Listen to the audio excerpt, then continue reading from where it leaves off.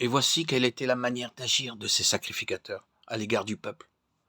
Lorsque quelqu'un offrait un sacrifice, le serviteur du sacrificateur arrivait au moment où l'on faisait cuire la chair, tenant à la main une fourchette à 3 dents.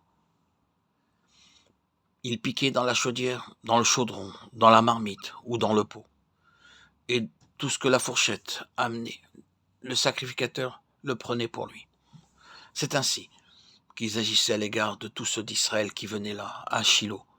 Même avant qu'on fît brûler la graisse, le serviteur du sacrificateur arriva et disait à celui qui offrait le sacrifice: « Donne pour le sacrificateur de la chair à rôtir. Il ne recevra de toi point de chair cuite.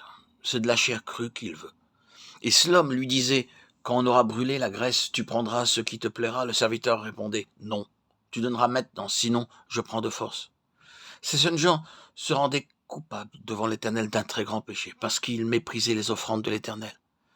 Samuel faisait le service devant l'Éternel, et cet enfant était revêtu d'un éphod de lin. Sa mère lui faisait chaque année une petite robe, et la lui apportait en montant avec son mari pour offrir le sacrifice annuel. Élie bénit Elkana et sa femme en disant que l'Éternel te fasse avoir des enfants de cette femme pour remplacer celui qu'elle a prêté à l'Éternel. Et ils s'en retournèrent chez eux. Lorsque l'Éternel eut visité Anne, elle devint enceinte. Elle enfanta 3 fils et 2 filles. Et le jeune Samuel grandissait auprès de l'Éternel. Élie était fort âgé, et il apprit comment ses fils agissaient à l'égard de tout Israël. Il apprit aussi qu'il couchait avec les femmes qui s'assemblaient à l'entrée de la tente d'assignation. Il leur dit: « Pourquoi faites-vous de telles choses ? Car j'apprends de tout le peuple vos mauvaises actions. Non, mes enfants, ce que j'entends dire n'est pas bon.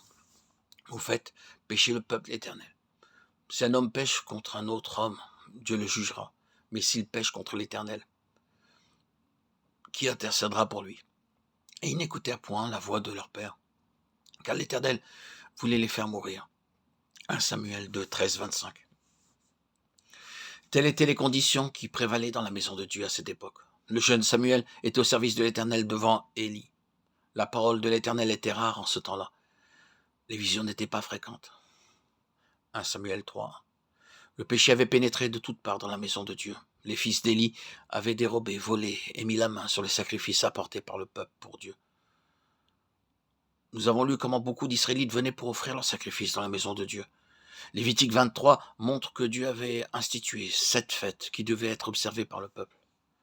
Mais ces fêtes n'étaient que des ombres annonçant les grands événements qui devaient arriver dans l'histoire spirituelle du peuple.